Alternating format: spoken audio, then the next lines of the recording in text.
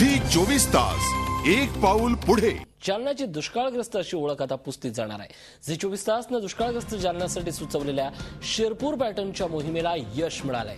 लोकसहभागातून कुंडलिका आणि सीना नदीवर बांधण्यात आलेले तीनही बंधारे पहिल्याच पावसात गच्च भरून गेलेत। जलतज्ञ डॉक्टर सुरेश खानापूरकर यांच्या प्रयत्नांना आणि झी मीडियाच्या सकारात्मक पत्रकारितेचं हे मान्सूननं दिलेलं उत्तर आहे।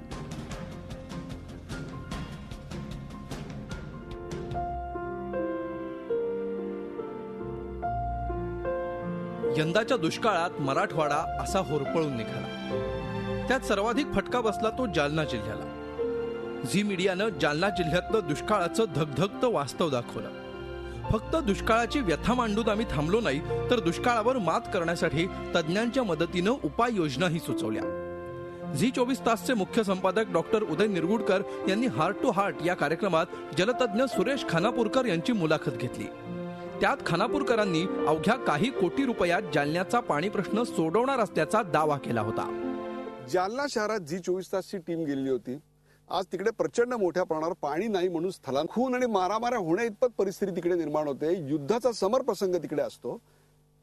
त्या जालना शहराचं तुम्ही नेमकं काय कराल?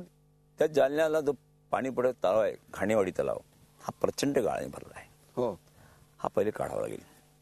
कुणी काढायचा, कसा काढायचा, हा प्रश्न तपशिलातला भाग आहे, काढणं आवश्यक आहे।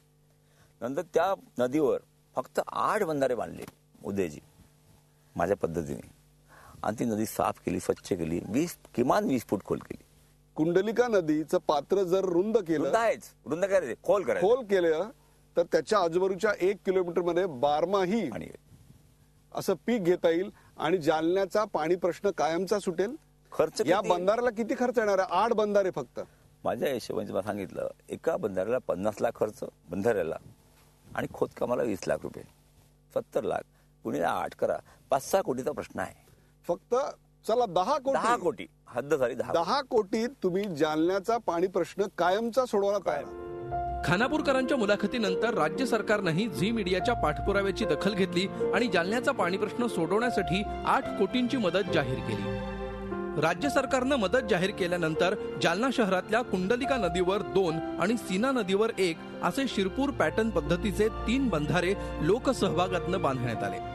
बंधाऱ्याचं काम पूर्ण झालं होतं। आता जालनाकर वाट पाहत होते ती पावसाची। सगळ्यांच्या प्रयत्नाला पहिल्याच पावसात यश आलं।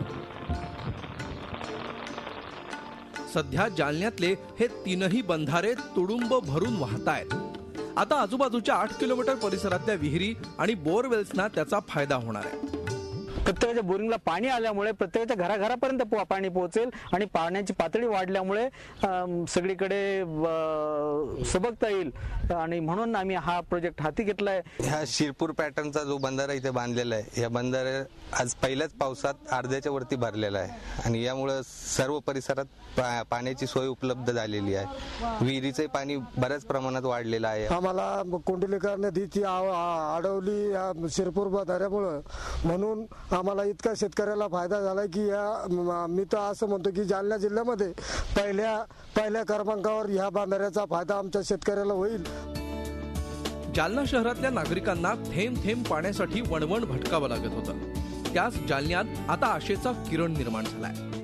हे नक्कीच जलतज्ञ डॉक्टर सुरेश खानापूरकर यांच्या शिरपूर पॅटर्नचं आणि झी मीडियाच्या सकारात्मक पत्रकारितेचं यश आहे। नितेश महाजन, झी मीडिया, जालना। झी 24 तास एक पाऊल पुढे।